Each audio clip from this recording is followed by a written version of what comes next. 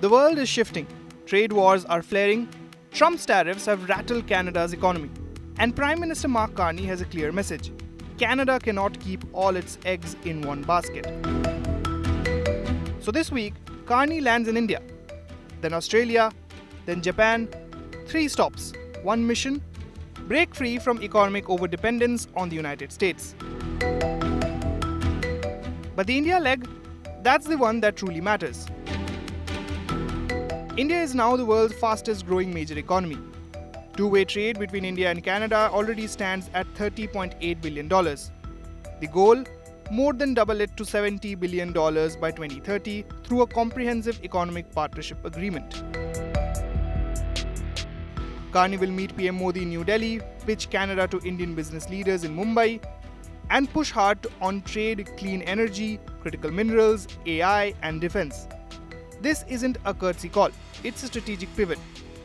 Now here's where it gets interesting. Just days before Carney's plane touches down, Canada moved to strip 26/11 Mumbai attack accused Tahawwur Rana of his Canadian citizenship. The move was long in the works, but the timing sends a signal. Rana, a Pakistan-born Canadian national and close associate of David Coleman Headley, was already extradited to India in April 2025.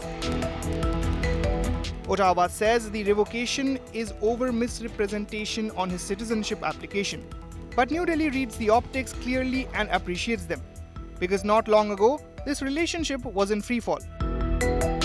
In 2023, when former Prime Minister Justin Trudeau publicly alleged Indian government involvement in the killing of Sikh separatist Hardeep Singh Nijjar on Canadian soil, India hit back hard. Diplomats were expelled, high commissioners were pulled, the relationship cratered. But then, a reset. Modi attended the G7 in Kananaskis last July, high commissioners were reappointed in September, and the two sides got to work. Canadian relations have really undergone a transformation over the last few months, especially after Prime Minister Modi visited Canada to attend the G7 summit in Kananaskis in July of last year. This has set the trend for what is happening now, the visit.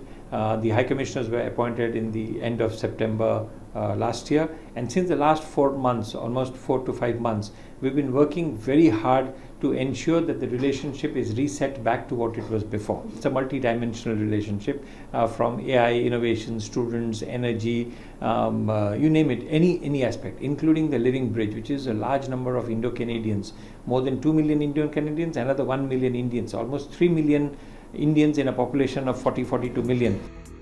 But trade is only one half of the story. Security is the other, and perhaps the more complicated one. India has long maintained that Canadian soil was being used as a sanctuary for extremist elements. That concern didn't go away. It became part of the negotiation. And when NSA Ajit Doval flew to Ottawa, it marked a turning point, a signal that both sides were finally ready to tackle the hard issues head-on, not sidestep them. It was discussed recently when NSA Ajit Doval visited Canada, and he had very extensive discussions with his counterpart NSA Nathalie Durin, and as well as the Minister for Public Safety. And I think what they have put together is a wonderful action plan to take forward the security cooperation between both sides, to address all issues, whether it's fentanyl smuggling, whether it is transnational organized crime, violent extremism, illegal immigration fraud, cyber crime, cyber security. We are looking at cooperation in all sectors. Both sides have understood that if we have to make Canada safe and India safe, we need to discuss and talk about all the issues, have liaison officers with each other, have a cooperation which is on time and online. Allegations of transnational repression have not disappeared. Canadian intelligence continues to flag serious concerns about activities targeting diaspora communities on Canadian soil. These issues won't vanish with a handshake. But both countries have chosen, for now, to anchor the relationship in economic pragmatism rather than political confrontation. Carney wants India, India wants Canada, and both want something else just as badly: to prove they can chart their own course in a world being reshaped by great power rivalries. With Jyoti Shukla, Bureau Report, India Today Global.